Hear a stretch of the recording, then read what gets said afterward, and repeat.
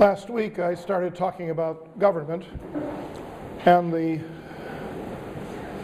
functions that government fulfilled at that time in the early Islamic period. And I was trying to stress the degree to which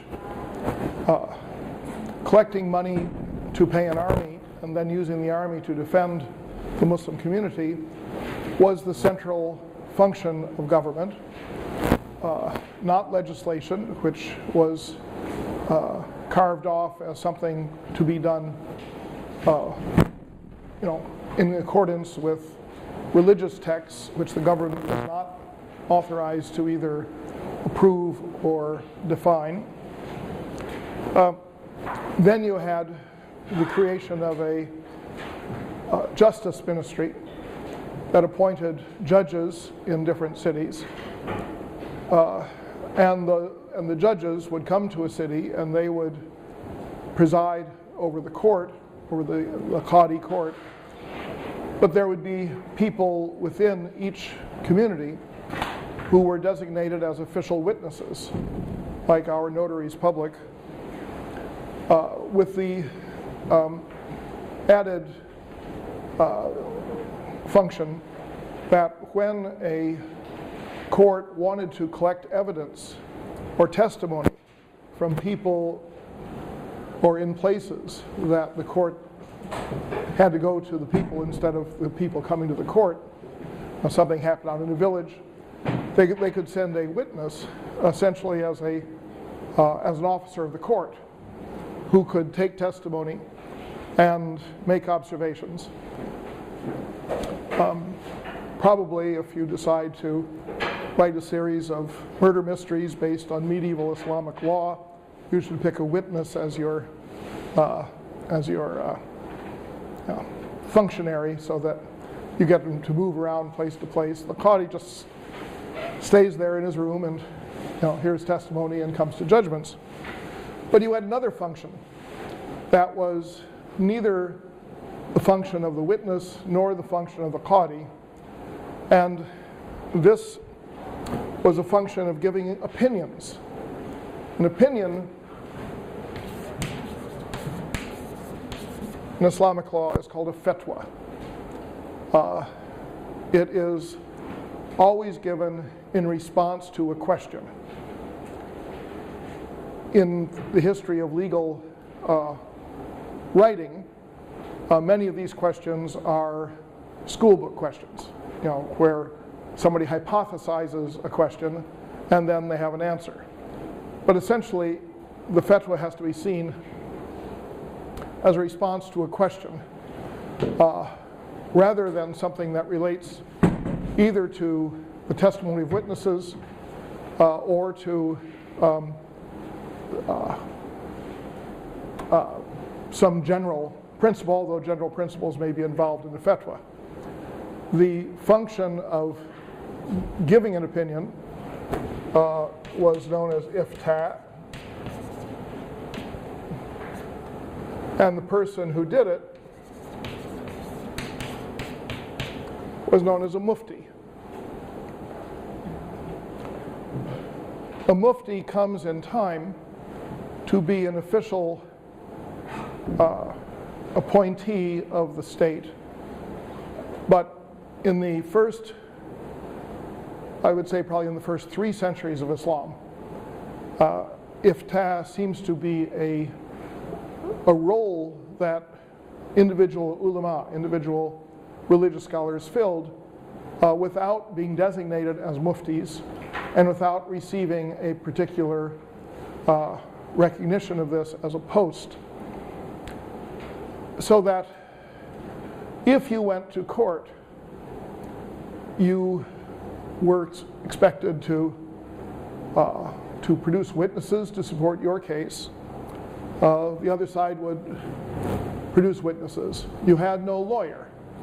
There was no person who represented you, although eventually a sort of representational function did come into being, particularly for women in court. Some jurists claim that the mellifluous tones of a woman's voice would seduce the judge if she testified on her own part. That, I think, is, well, take that as you may, but for the most part, you did not have anyone who was acting as your attorney or speaking for you in court. Instead, you could present a fatwa. And a fatwa was a written document that you had gotten, and you had solicited directly from a scholar. So it wasn't something where you had to have an isnad. I heard from so-and-so, heard from so-and-so, heard from so-and-so. You went to a scholar and you said, here is the problem I have. So-and-so stole my goat, but then he left 2 gold buttons in my drawer, and now he says that was payment for the goat, whatever it is. You say, does that constitute a sale? And then you would have a fatwa that would, over time become increasingly extensive in going back and looking at other fatwas, the experience of the court, the experience of the particular mufti who was giving the opinion, and eventually, after citing these various things, you would have the conclusion of the person functioning as a mufti. That opinion had no binding authority whatsoever. And each side could bring in a fatwa. In fact, each side could bring in more than one fatwa. Not only that, but the judge, if he was in some uncertainty as to how this sort of issue ought to be or had been addressed in the past, he could solicit a fatwa from someone, because the judge himself was not, early on at least, expected to be an expert in the law. He was supposed to be an upright adult male of good reasoning, but he did not have to be an expert on the law. So the ministry, the administering of justice, while it was a state function, became intricately interconnected with the scholars who expressed opinions that would relate to issues at law. And this is where many of the discussions of the roots of the law come from. Not from the thinking of the state officials, not from the thinking of the qadis, but from the thinking of the people who were offering their personal opinions as to the disposition of a particular case. As you may recall, Ayatollah Khomeini had a fatwa against Salman Rushdie that did not have the effect of law, although some people argued that it did anyway. In Saudi Arabia, there was in the last generation, a leading sheikh named Bin Baz, and it was declared that in Arabia his fatwas were binding and you could execute a sentence on the basis of them. But that's very unusual. Ordinarily, you have a crucial distinction between a fatwa, which is an opinion, and the hukm, the judgment, also known as a qada, or the action of a qadi. So the intersection between the state and the general populace was more intricate in this area of the administering of justice than in almost any other area. In taxation, for example, you would have the keeping of records as to what was owed. You would have people who go out and measure crops or measure land area, assess the tax and so forth, and collect it. But you didn't have, maybe you would want to bring a complaint about it, and that would probably go to a Bazalim court, to a court that complaining about administrative impropriety. But for those issues that came up most commonly, that would go to the court of the Qadi, you had this interaction between the scholarly specialists and the Qadi, and ultimately with the state. There was no appellate jurisdiction. Whether there was or was not, actually I don't know. It's just that all the textbooks say there was no appellate jurisdiction. And they always say that about Islamic law, that the court of first instance is also the court of last instance. However, we know that in the 18th and 19th century, there'd be people who would have a judgment that went against them in some provincial area of the Ottoman Empire, and they would travel to Istanbul and have their case presented to the Sultan, and he was in a position to overrule whatever was done by the provincial Qadi. Whether that kind of exceptional power rested in caliphs or governors in this earlier period, it's very hard to tell, because since it didn't have a sanction within Islamic law, it would not be mentioned. But as with the Madhalim courts, we know that there were certain legal functions that were not encompassed under the growing concept of religious law. This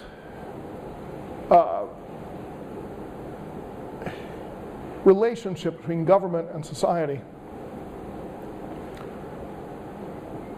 led to an uncertainty as to what were the limits of the power of the government.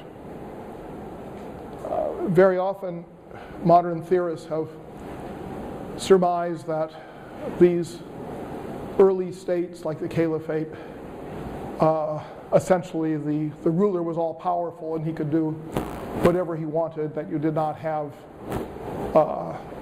market forces or countervailing forces in the society. But it wasn't really clear that that was the case. As I've already pointed out, you did not have a power to legislate. You did not have any collection of edicts.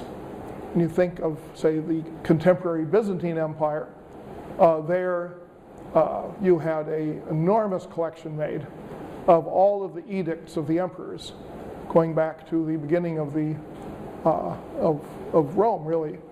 And those edicts became the basis for civil law throughout Europe after they came to be spread outside Byzantine territory in the 13th, 14th centuries. But you did not have any equivalent assemblage of laws under the aegis of the state in Islam. So where were the limits of the state? It's a very awkward question, and one caliph may have tried to answer it, or try to define it in a way that would service the increase in power of the caliphate. This is the Caliph al-Ma'mun.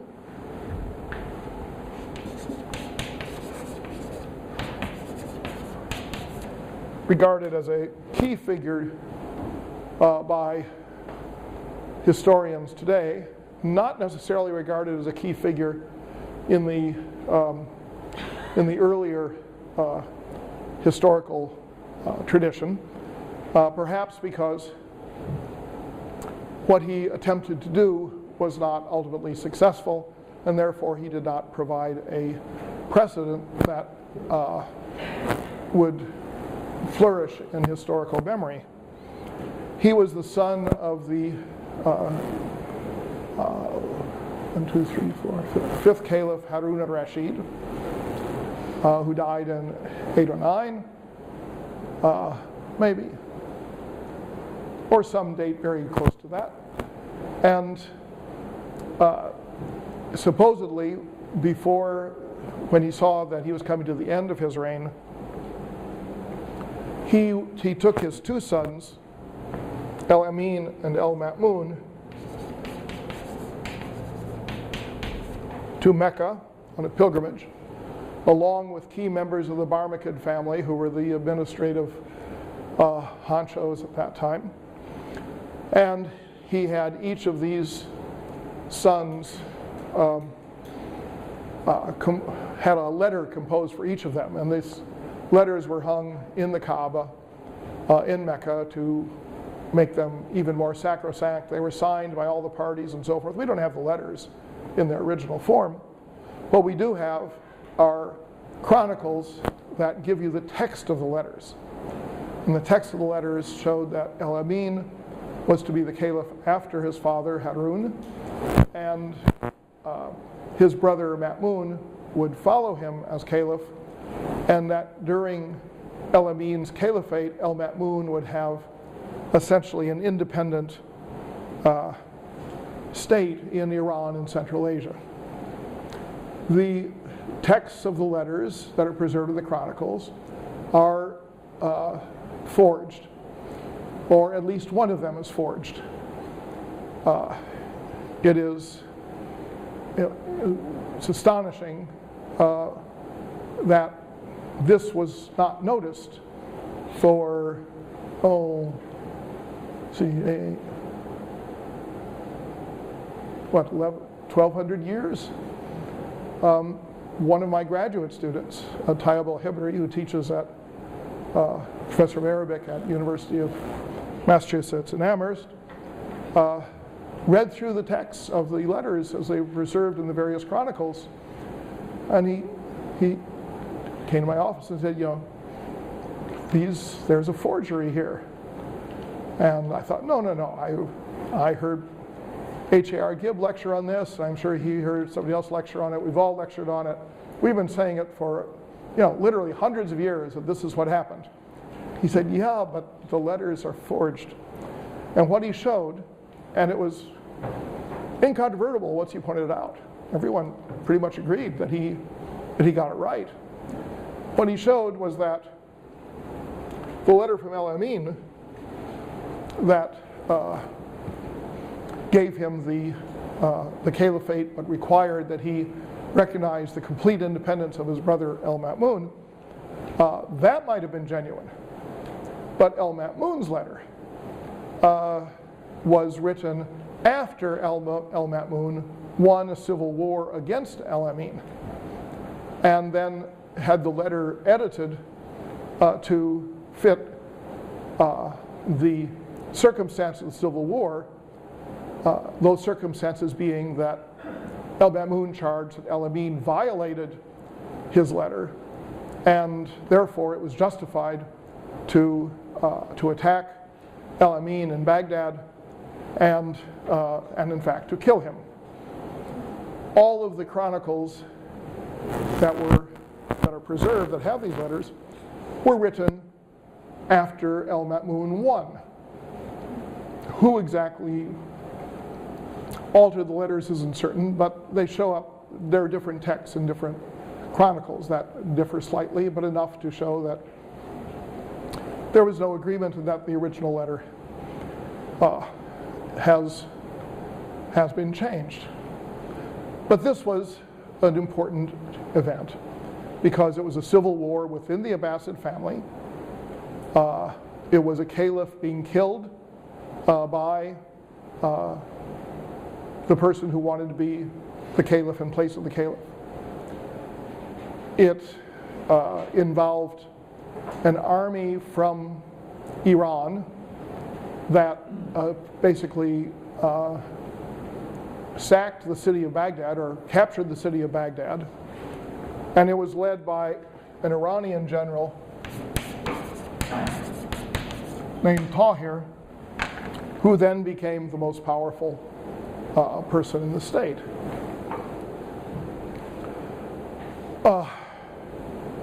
Al-Amin's mother was an Arab, Al-Ma'mun's mother was an Iranian. Some people feel that this is crucial. Al-Amin grew up in Iraq. Al-Ma'mun grew up in what is now Uzbekistan, or Turkmenistan, in the city of Merv. So there is some rationale for seeing this as an Arab versus a Persian conflict. after al-Ma'mun won the civil war, and it was finished by 813, he stayed in Marv and sent a governor to Iraq to rule in Baghdad, and that was so unsuccessful that he ultimately returned to Baghdad himself and gave up on the idea of ruling from the east. This was a test, really, in a sense, of the unity of the caliphate. Could you rule the caliphate from someplace other than Baghdad, other than the Arab center of the caliphate? And al-Ma'mun found that he could not rule from the east. He had a theory, apparently, that if he promised that the family of Ali would become the next, that the leading member of the family of Ali would become the next caliph, that he would gain support of Shiites, but that did not pan out. He changed the succession so that it would go from the family of Abbas to the family of Ali, but then the member of the family of Ali whom he had designated to be a successor, his name Ali Rida.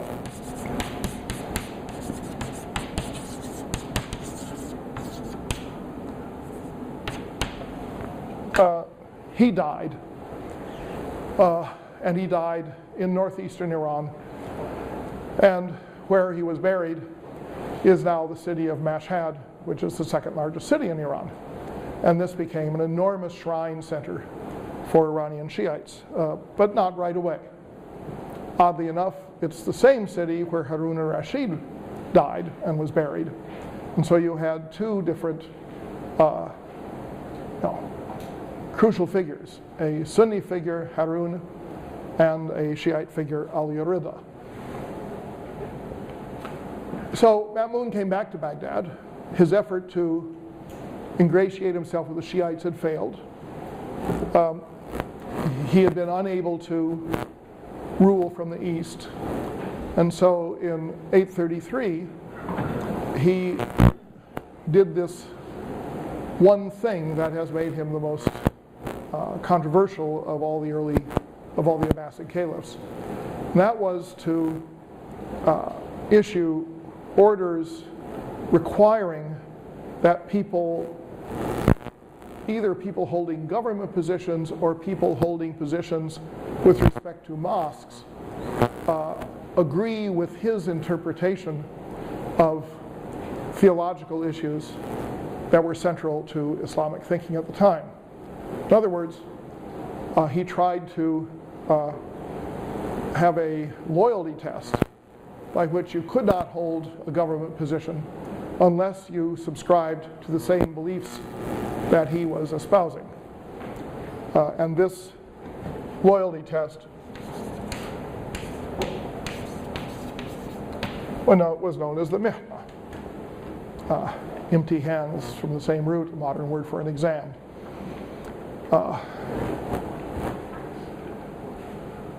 The Mihna lasted for a little over 15 years, 833 to either 848 or 851, depending on how you measure it.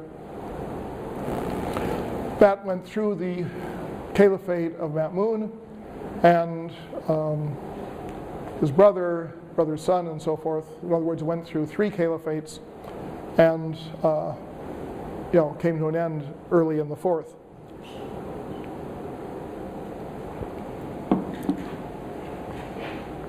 This is not the first time in history where theological issues play a role in Islam, in the Islamic politics, because back in the Umayyad period you had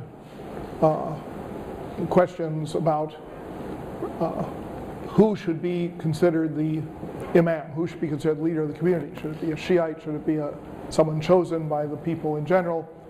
Should it be the so-called best of the community, which was the argument of the Kharijites who were managing to rebel against everybody? But this was a different type of thing, because it wasn't a matter of which individual should be vested with the leadership. It was a question of what that individual should believe and what other people should believe. The position that al-Ma'mun favored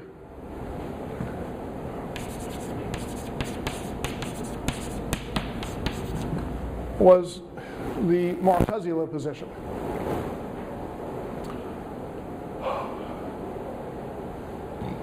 Next to lecturing about the Trinity, I think lecturing about the Mu'tazila is about as tedious a subject as you can get into in medieval religious history. And I certainly am not a specialist on the subject. But the Mu'tazila, who are highly praised nowadays, you have some people who consider themselves neo-Mu'tazila or feel that that was the great road not taken in medieval Islam. The Mu'tazila have been praised in modern times because they were thought to be rationalists. That they would use syllogistic type reasoning known as kalam to argue their points. By rationalist, to a large degree, what it meant was that the Mu'tazila said that the understanding of the Quran and of Muslim beliefs should be compatible with reason. And that reason was the preserve of the ancient rational sciences of the Greeks. So that you should be able to syllogistically support every aspect of Islamic belief by starting with first principles that would go back to Aristotle or Plato or other Greek thinkers. One could make an argument, and many people did make the argument, that Muhammad hadn't read Plato and Aristotle. The Rashidun Caliphs hadn't read Plato and Aristotle. What do Plato and Aristotle have to do with Islam? Because they were not Muslims. And this often seems to be a pretty sound observation. But in the history of Christianity, of course, Plato and Aristotle played a similar role back in the scholastic era, the time of Thomas Aquinas and so forth, that the rational principles established by philosophers should be a touchstone for understanding Christian theology, although the Christians disagreed exactly on how that should be done and whether it should be done. The types of issues that got involved, and there were a handful of them, I'll mention 2 or 3. One of them had to do with the attributes of God.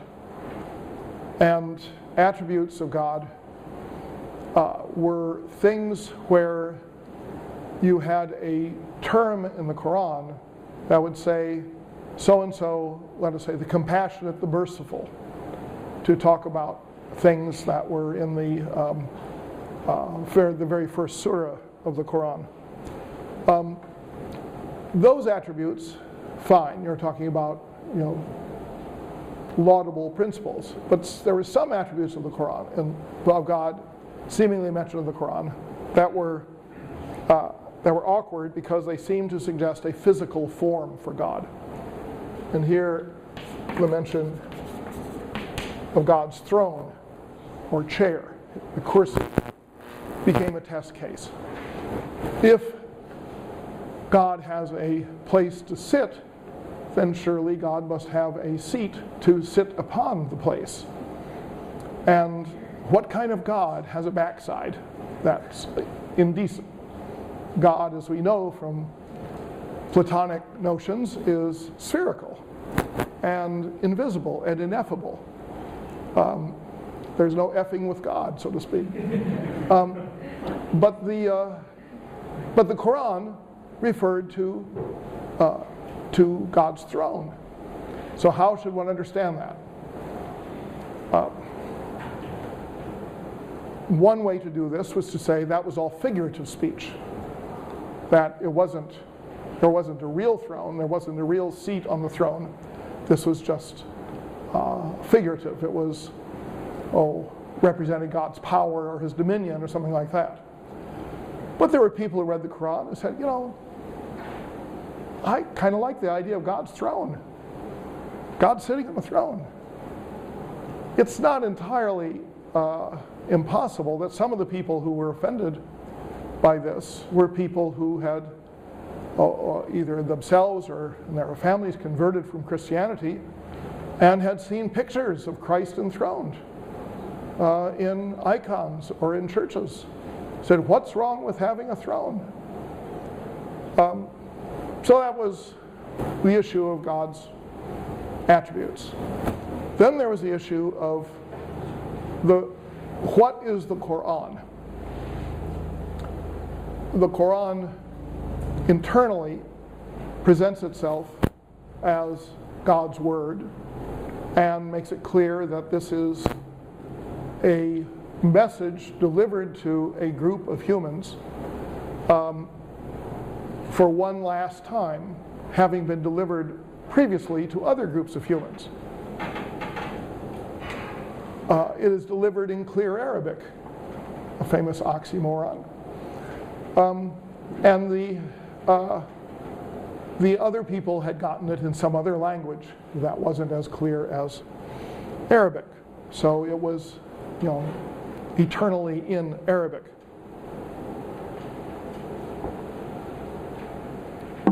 So then they thought, well,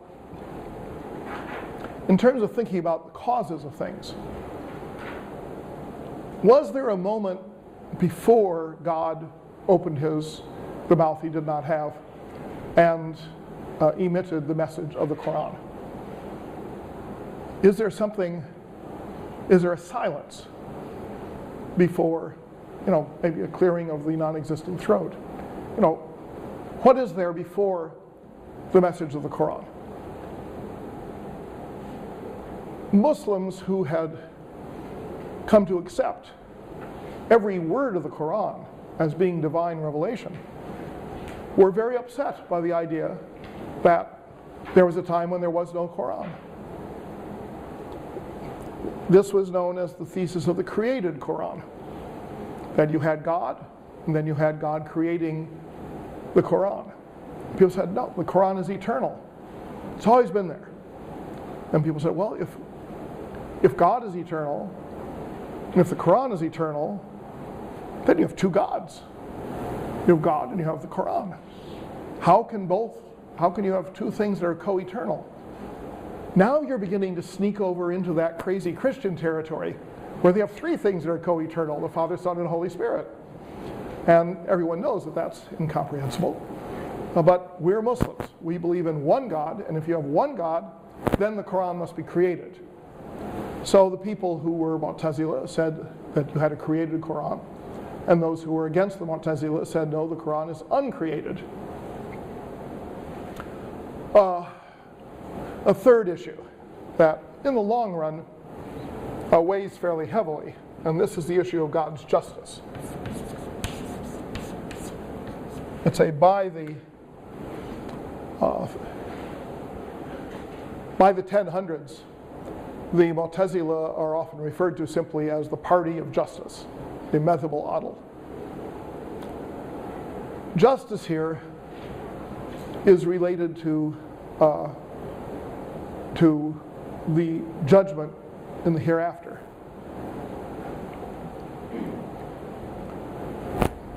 If God has predetermined all of your actions, and then he judges you to go to the fire because you have done bad things, how is that just? He, or she, whatever, he caused you to do what you did. And then he's saying, well, I will now judge you for having done bad things, and you go to hell. So where's the fairness of that? But then people said, well, if God, by your definition, has to be unknowing of everyone's actions in their life in order to judge them with justice, then he doesn't have doesn't have total knowledge. But God should be the all-knowing. How can he be all-knowing and also be a just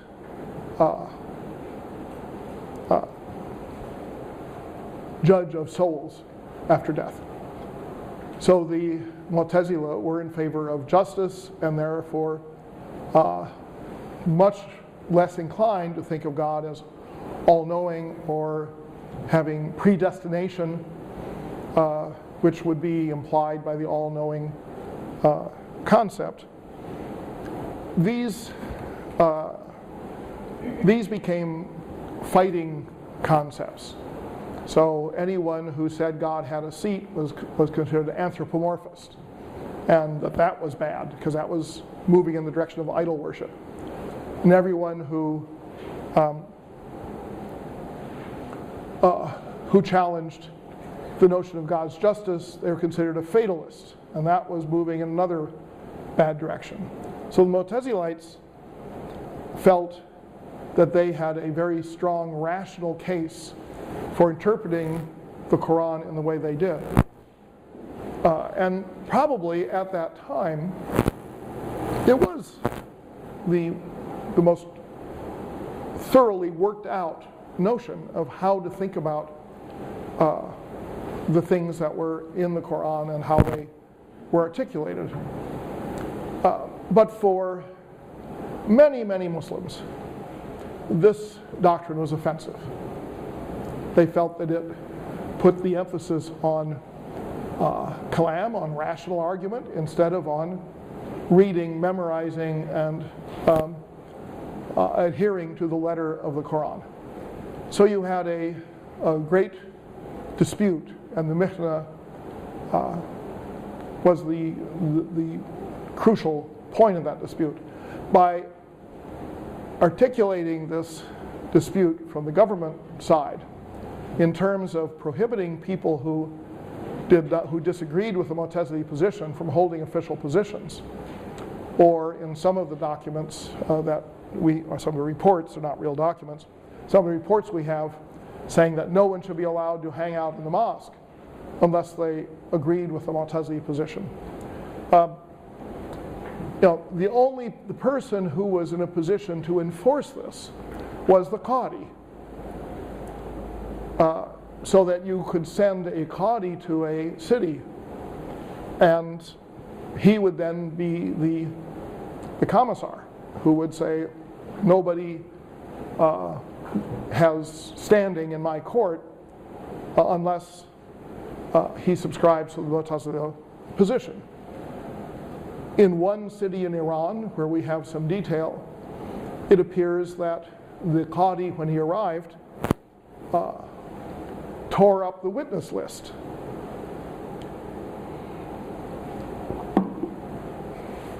Anyone who had been officially pre-selected as a moral, upstanding witness in the court under earlier Qadis, now it was back to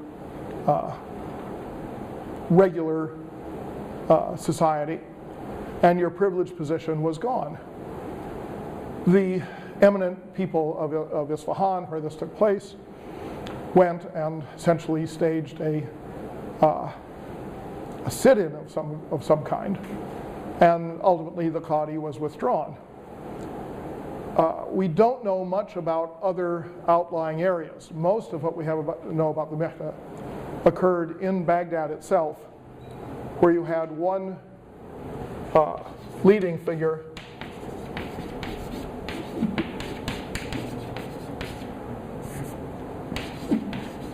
named Ahmed ibn Hanbali, who was the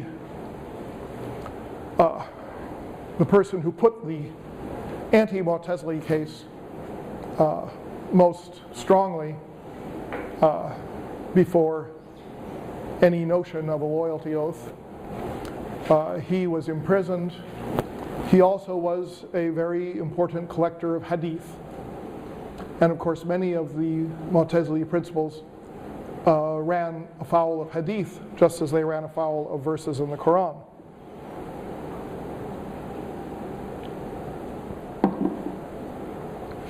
In time, the example of Ahmad ibn Hanbal led to the growth of a very strong popular movement in Baghdad, which ultimately comes to be called the Hanbali movement.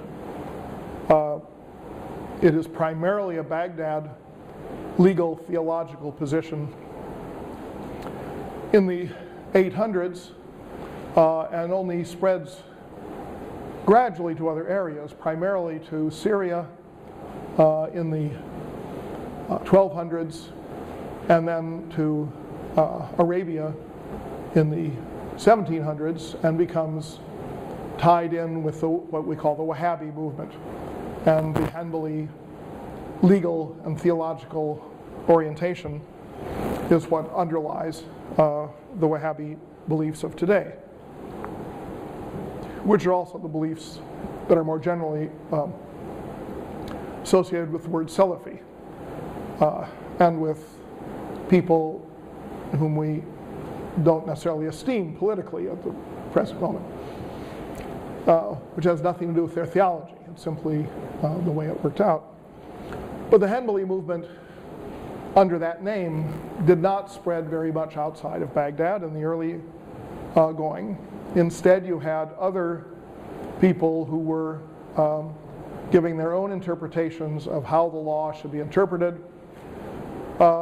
And after 15 years or so, the caliphs gave up on the Mihna.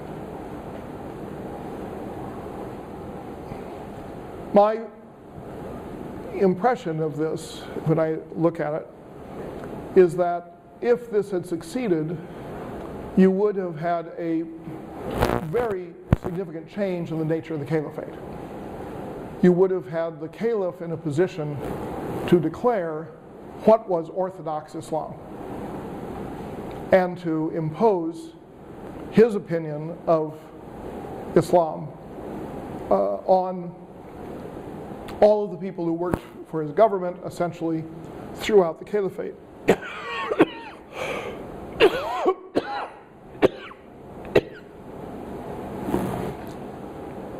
This would have made him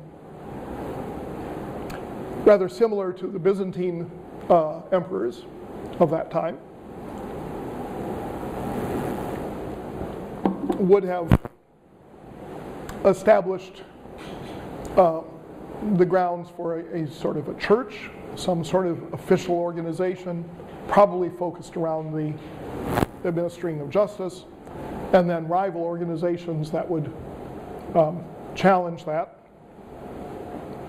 and seek to get caliphs of their own disposition.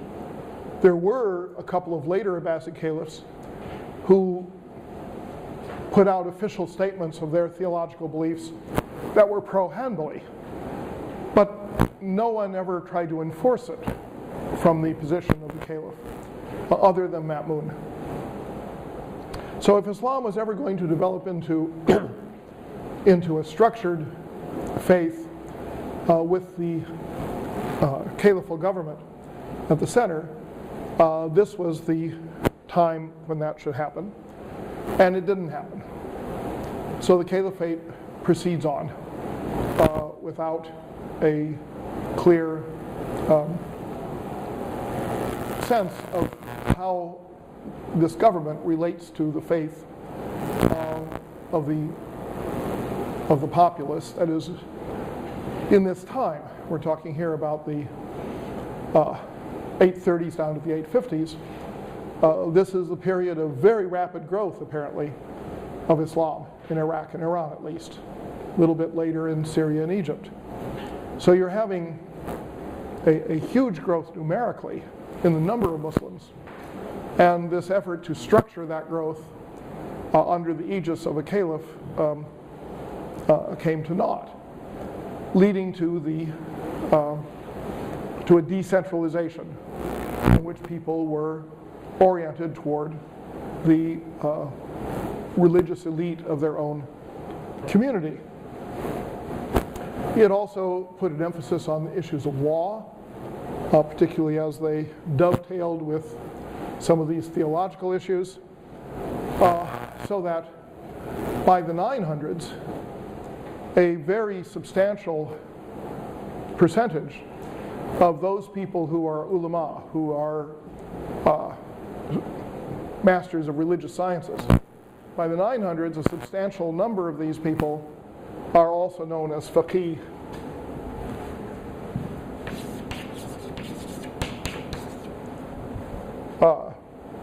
Meaning specialists on jurisprudence, known as fiqh. So that the Mihna sort of touches off a period of a growth of debate within the community over what is the nature of the law. And this is where you get these competing law schools that I talked about in talking about the Big Bang, Big Crunch theory of Islam, where you already had, by the late 800s, the issue of hadith was becoming more and more regularized. Now you're getting into the conflict of the various communities, what in Arabic is called the ikhtilaf al-madhahib, the disagreement of the law schools.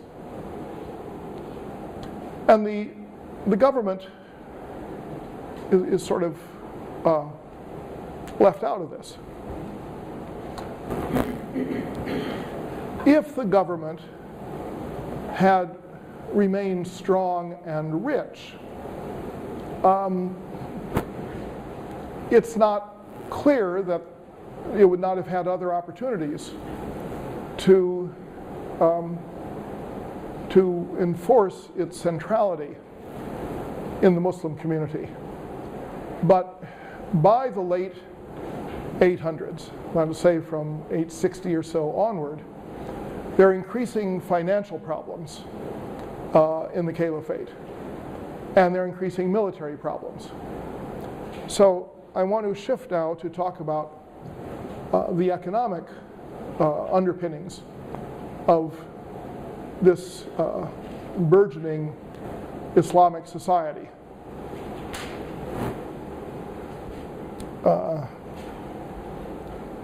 It was pointed out to me that this could be about Islamic societies because it isn't all one society, to which I ingeniously retorted that, well, society in Morningside Heights and society in Rockford, Illinois are two different societies, and yet it's all American. So, yet, you can talk about a society or many societies, whichever you like. I don't care much about the terminology. So the economic underpinnings. We don't have good economic histories for the Muslim world prior to the Ottoman Empire.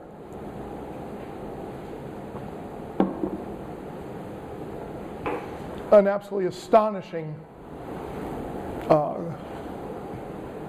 proportion of all documentation that once existed is gone. What survives tends to be things that have been preserved by the religious scholars who are sort of the guardians of literate high culture, so that government documents are extremely scarce, and government documents that preserve credible numbers are even more scarce.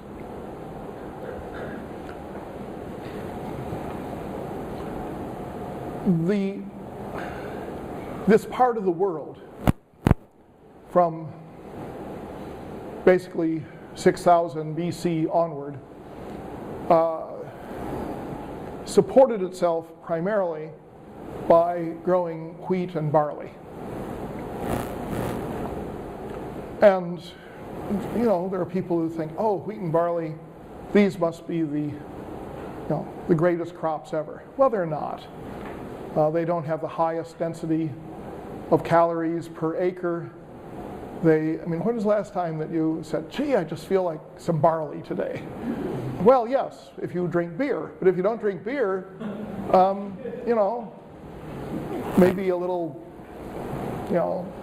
barley soup or something you can have. But,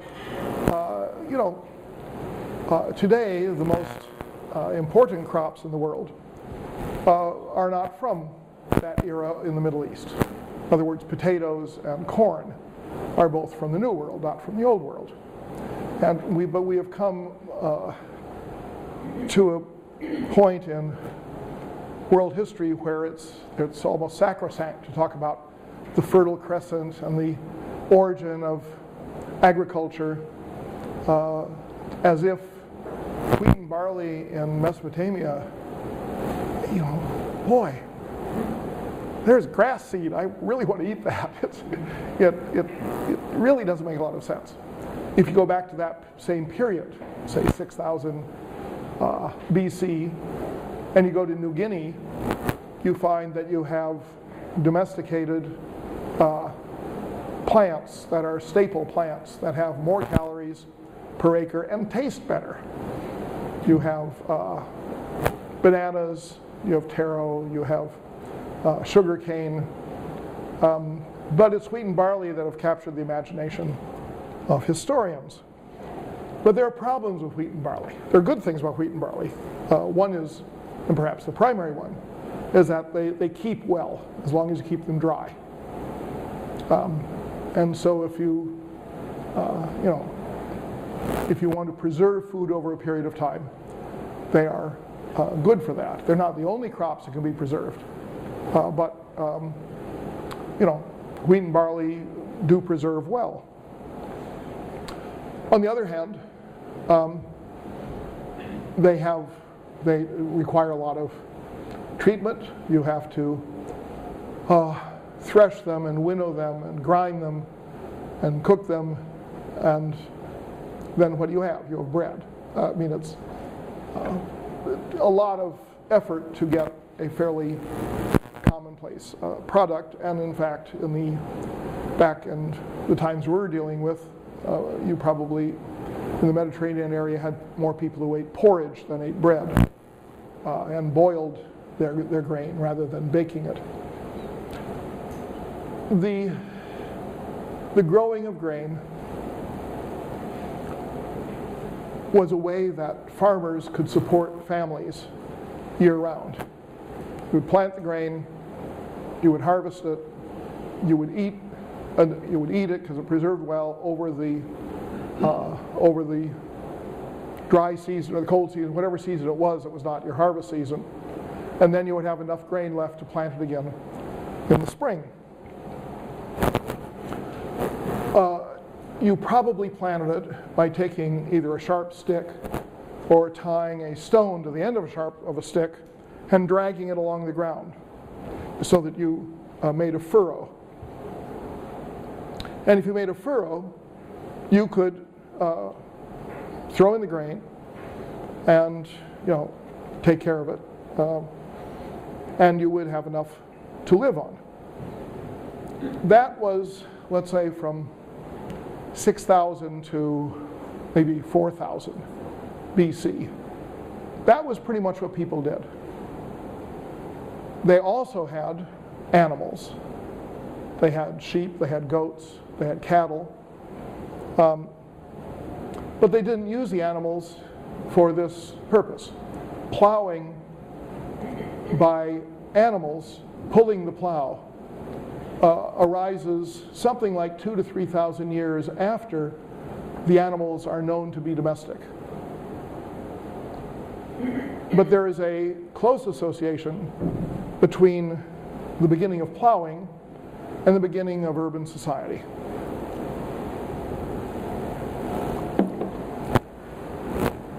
Historians tend to point out that once you could plow up a field with your oxen, you could grow enough grain to have a surplus. and then somebody could steal the surplus and put it in a central warehouse and call himself king.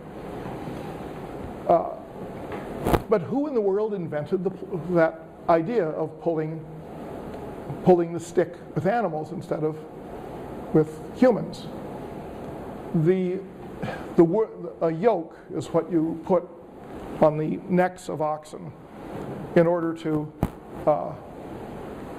harness them to a plow.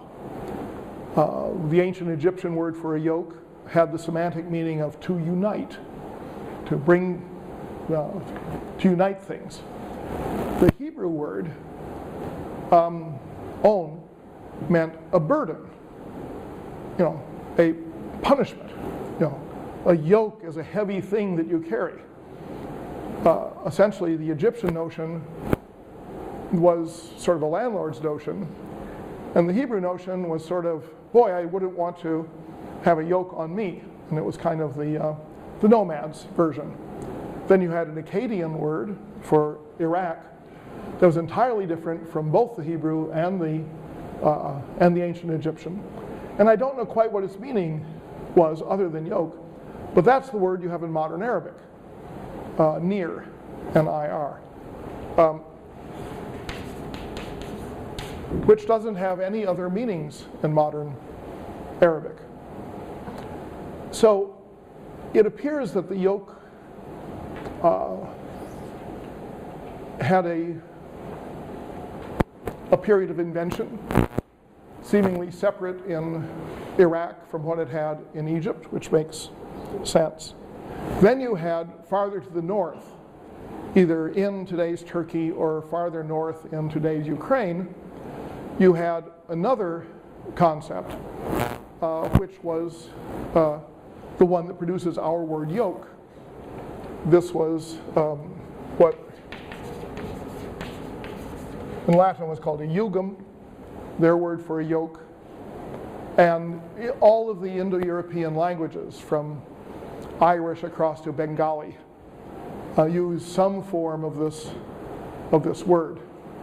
And this word unites, but it also specifically denotes two things that are united. So that if you combine a man and a woman, that's a conjugal bond. That's yugam with C-O-N in front of it, to yoke together. And you would count animals. You'd say, someone has so many yoke of oxen, or so many yoke of horses. And the yoke, the notion of two things working together, became a very deep symbolic thing for the Indo-European peoples, but not in particular for the Semitic people who spoke Semitic languages, or in ancient Egypt. Having one thing wasn't really quite as good as having two things. And there's a very strong current of dualism in this. One of the most obscure but really fascinating books you would want to read on this sort of thing is by a Dutch Sanskritist named Jan Honda, called The Numerals 1 and 2 in Proto-Semitic and Proto-Indo-European languages. And he makes an argument in there. He points out that in Southeast Asia, in Bahasa Indonesia, Bahasa Melayu, the language that you have in Malaysia and throughout Indonesia, more or less a trade language, that the word for unity is two, and the word for one is literally one half, setanga, which is where the word stinger for a alcoholic drink comes from, because it's half gin and half something else. I don't know. Supposedly, stingers from setanga. But what Honda was pointing out is that you have linguistic mental constructs, or mental constructs that are expressed in linguistic structures, in which two is unity. Man and woman, night and day, good and bad, yin and yang, evil and good. I mean, I guess I did evil and good. And that having one thing really wasn't quite right. And you should always have two. And this seems to be a very important concept within Indo-European thinking that ultimately carries over into a reluctance ever to harness a single animal. It just isn't right. Having one animal to pull a plow or one animal to pull a cart is something that people in Indo-European cultures and to some degree in the Middle East simply couldn't do. They just bristled at the idea. The Chinese had no problem at all. They believed in yin and yang, but that didn't keep them from harnessing a single horse to a cart in a very efficient way. This led to a technical retardation in harnessing in the West that lasted until the medieval period and led to very strange anomalies. I was talking about this in a talk I gave out in California a couple of weeks ago. And after the talk, there was this man of a certain age who said, when the GIs landed in Morocco during World War II, they reported that they saw people who were plowing with a camel and a donkey, or a camel and a cow. Now, can you explain that? Well, yes, of course. I'm the only person around who knows what a subventral yoke is. Only in the plain of Morocco, the coastal plain, did they develop the idea that you had to have two animals plowing. One of them should be a camel, but the other one should never be a camel. So you have all these pictures of a camel and a donkey, a camel and a horse, a camel and a cow, but never of two camels. And the problem, of course, was that the necks are of different sizes, and so your yoke is going to be slanted, it's going to wear abrasions and so forth. So what they did was that they developed a yoke that went behind the front legs under the animals, and then they had straps of different lengths depending on how tall the animal was in order to equalize the well, this may be one of those digressions that I get accused of of making that detract from the thrust of what I'm trying to talk about. What I'm trying to talk about is this dominance of a grain economy from ancient times down into the Islamic period. And the grain economy produces a surplus.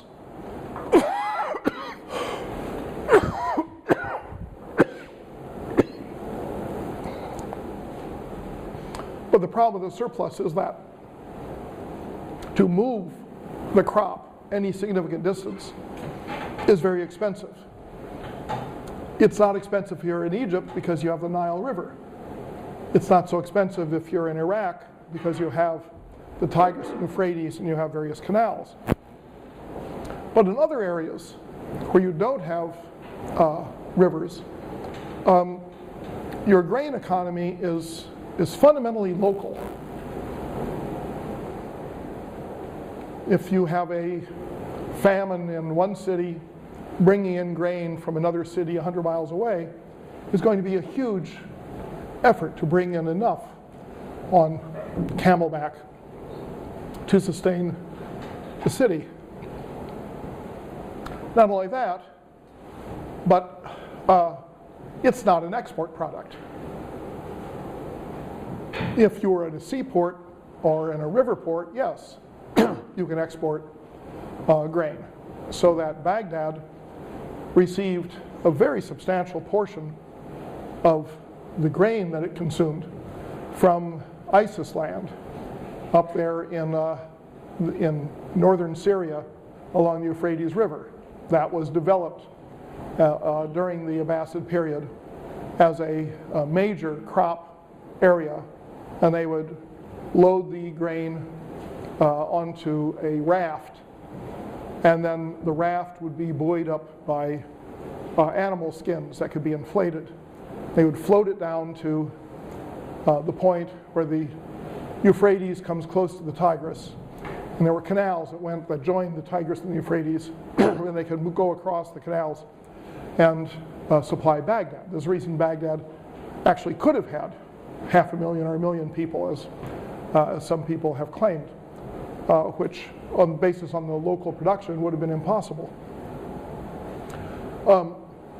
But if you're not involved with the seaport, you're not involved with the river port, you're not exporting grain. It's simply too expensive. You're consuming it locally. Now, for many areas, what this meant was that the economy of the caliphate was essentially local. It was what you could grow within your region. So you take a place like Yemen or Oman. They grew grain and they consumed grain, but they didn't export grain. So the question that arises is, did the caliphate simply take the place of the earlier states and sustain itself entirely on the taxes that they collected from grain farmers, or was there some other source of economic activity? I think you've been asked to read the first couple of chapters of my book on cotton, climate, and camels in early Islamic Iran. I make an argument there that the introduction of cotton into Iran in the 800s provided a new crop that was complementary, in a sense, given the geography, to the wheat and barley that had been grown in Iran for several thousand years. It was complementary because wheat and barley in Iran would be planted around Halloween, thereabouts, Thanksgiving, and it would lie fallow through the winter, which was the wet season, and then when spring came, the seeds would sprout because of the moisture and the warming of the earth. And this is the reason that the vernal equinox, March 21st, became the great Iranian national holiday known as Nowruz, because for Nowruz, every Iranian family prepares a display of 7 things that start with the letter S. And one of those things is sabzi, greens. And what you do is that you have a little dish where you have seeds that you have sprouting, because that's the sign of the spring. Well, those seeds that are sprouting, they might not be wheat seeds, but they can be. They are symbolically representing the way grain grew in Iran. The wet season was the winter, and so the seeds that were lying underground during the winter would sprout in the spring, and then you would harvest it before it got so beastly hot that you just couldn't farm anymore. But that meant that the summer you weren't growing much. And there's a reason for that, because there was no water. Well, Iran had a technique for bringing water to fields through underground canals, and I sort of give some details of that in the reading you've been asked to do, so that they could bring water to land and provide water throughout the summer, which is extremely hot, and was a long, hot growing season. So cotton requires a lot of water, and it requires a long, hot growing season. the result was that the Iranian desert, was an ideal place to grow cotton. And I say the desert because in the thinking about Islamic law that was going on at precisely this period, in the late 700s and the early 800s, one of the principles that came to be adopted by legal thinkers was the idea that if you bring land that is dead under production, you own the land. This was a very important principle in a region that has so much desert. Basically, it's saying, if you can make the desert bloom, you know, that's something to be proud of. We've heard that before. Anyway, you know, something to be proud of because now you have brought prosperity to a desert, to a place that couldn't grow anything. So the way in which Arabs who came to Iran, and as well as Iranians who converted to Islam, the way they could become part of the agricultural economy without displacing the wheat and barley growers who already held land. They already were cultivating all of the land that could be cultivated by rainfall or snowfall or springs. But they could bring the water into the desert, and the water would go out from its naturally flowing at the end of its tunnel, and you could then grow crops, and you now own the land. So the result was that you had what appears to be a very substantial boom in agriculture in Iran through the growing of cotton as a summer crop. Now, the growing of cotton as a summer crop became associated with these new villages, and you know, I put together a list of almost 1,300 village names and tried to show by an analysis of the village names that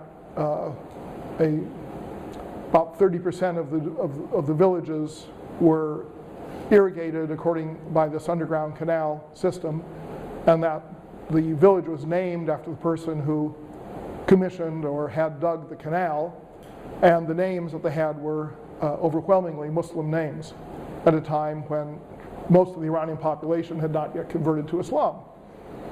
Ergo, it was Muslims who were growing the cotton. And this then corresponds to hadith that you had numerous ones that prohibited Muslims from wearing silk, Muslim men from wearing silk, and said they should be wearing plain cloth. For Egypt, which did not grow cotton at that time and only grew flax for linen, in Egypt, linen becomes the cloth of choice. But in Iran and Iraq, it's cotton that becomes the cloth of choice. Now, cotton, unlike wheat and barley, is a great export crop. Probably in world historical terms, it's the most important export crop there's ever been. Cotton booms have struck parts of the world again and again to supply the clothing for people. So that Iran, having had an economy for hundreds of years that had very little to export, now becomes an export economy. And it's on the basis of that Iranian cities become manufacturing centers and for the fabrication of cotton cloth. And Iran goes from being pretty much a rural, not a backwater exactly, but a arid rural land with landowners living in their villas out in the villages they owned, to being a land of cities. That, of course, has implications for the government's intersection with the economy and things like taxation. but I'll have to wait until Thursday to get into that.